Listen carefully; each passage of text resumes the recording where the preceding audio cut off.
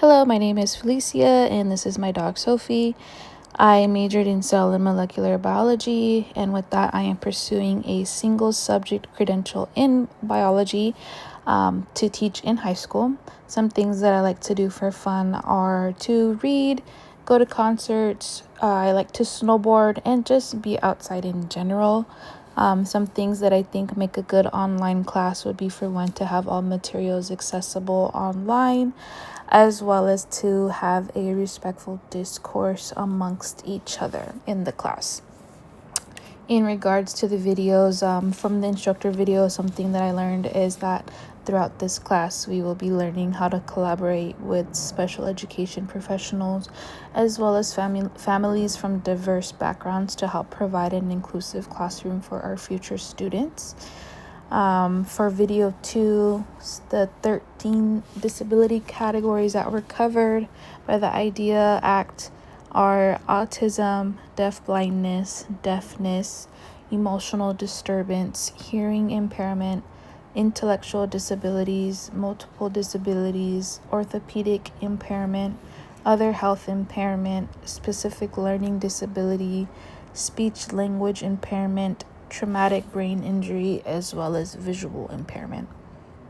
For video 3, some with the eligibility rules for special education services for students is 1, a student must have one or more documented disabilities in any of the 13 categories, and 2, that said disability or disabilities must have an adverse or negative impact on the student's performance in school.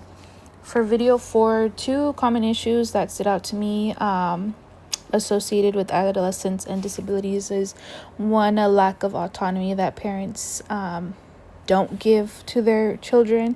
They don't allow their children to have autonomy because they worry or are scared of what may happen to their child if they are not present when they are making decisions or simply making decisions on their behalf.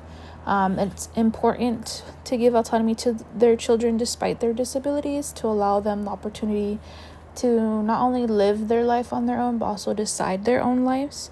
Another common issue that stood out to me was assuming incompetence, assuming that because their child has a disability that they aren't able to do certain things, like tying their shoes or handling the responsibility of having household chores.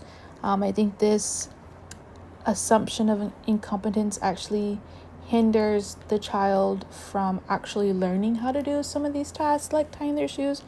If you always tie your child's shoes, they're never going to learn how to tie their shoes on their own.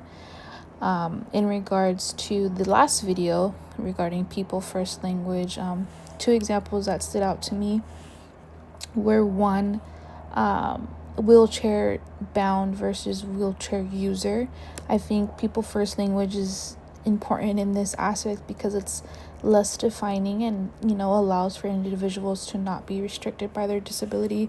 In this case, someone that uses a wheelchair is much more bound without their wheelchair than they are with it. So with that being said, their wheelchair is not something that holds them back. It's something that helps them in their daily life. Another one, I think it helps, people first language helps to remove negative connotation from a person's disability. And one example would be referring to someone as an autistic person versus a person with autism. I think saying something like autistic person has a little bit of a negative connotation. So I just think people first language helps to remove that and allows for people to not be defined by these traits and not look at these traits as limiting factors to their life.